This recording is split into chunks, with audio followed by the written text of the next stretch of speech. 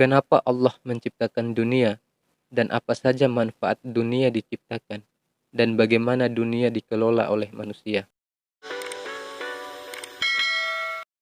Allah menegaskan bahwa Dia tidak menciptakan langit, bumi, dan apa yang ada di antara keduanya secara main-main, kecuali dengan al-haq.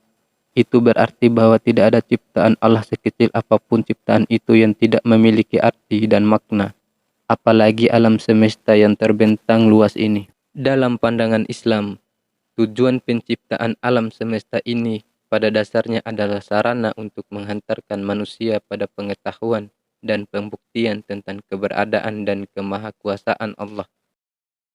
Al-Quran secara tegas menyatakan bahwa tujuan penciptaan alam semesta untuk memperlihatkan kepada manusia tanda-tanda keberadaan dan kemahakuasaan Allah. Alam semesta beserta segala sesuatu yang berada di dalamnya diciptakan untuk manusia. Allah tegaskan dalam Al-Quran yang artinya, sesungguhnya Tuhan kamu ialah Allah yang telah menciptakan langit dan bumi dalam 6 masa. Lalu Dia bersemayam di atas arsy. Dia menutupkan malam kepada siang yang mengikutinya dengan cepat. Dan diciptakannya pula matahari, bulan, dan bintang-bintang, masing-masing tunduk kepada perintahnya. Ingatlah, menciptakan dan memerintah hanyalah hak Allah. Maha suci Allah, Tuhan semesta alam. Quran Surat Al-A'raf ayat 54. Allah juga menjelaskan di dalam Al-Quran Surah Al-Furqan ayat 38. Sungguh aku telah menciptakan langit dan bumi serta segala yang ada di antara keduanya dalam 6 hari dan aku tidak merasa capek. Lalu di ayatnya yang lain Allah Subhanahu wa Ta'ala berfirman, aku tidak menghadirkan mereka untuk menyaksikan penciptaan langit dan bumi dan tidak pula penciptaan diri mereka sendiri. Quran Surat Al-Kahfi ayat 51. Keterangan lainnya Allah Subhanahu wa Ta'ala sebutkan di surat Yunus ayat 3, Hud ayat 7, Al-Furqan ayat 59, As-Sajdah ayat 4, dan Al-Hadid ayat 4. Manfaat dunia diciptakan. Bumi merupakan tempat tinggal semua makhluk hidup di dunia. Allah telah menjelaskan dan memberikan keterangan.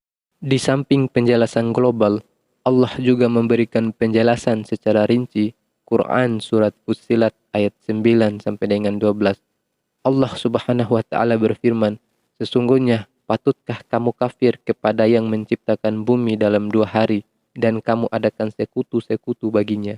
Yang bersifat demikian itu adalah Rabb semesta alam. Dan Dia menciptakan di bumi itu gunung-gunung yang kokoh di atasnya. Dia memberkahinya dan Dia menentukan kadar makanan-makanan penghuninya dalam 4 hari. Kemudian Dia menuju kepada langit dan langit itu masih merupakan asap.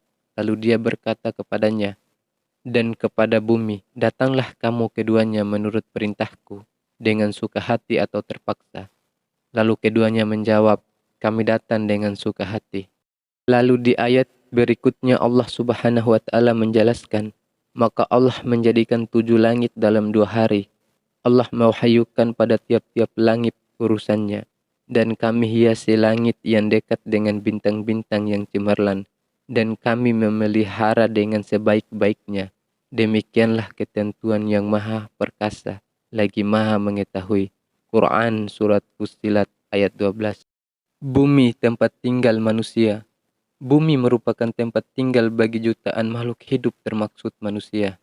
Sumber daya mineral bumi dan produk biosfer lainnya bersumbangsi terhadap penyediaan sumber daya untuk mendukung populasi manusia global. Wilayah bumi yang dihuni manusia dikelompokkan menjadi 200 negara berdaulat yang saling berinteraksi satu sama lain melalui diplomasi, pelancongan, perdagangan, dan aksi militer. Dalam agama Islam sendiri, telah disebutkan bahwa manusia diciptakan berbagai bangsa untuk saling kenal satu sama lain.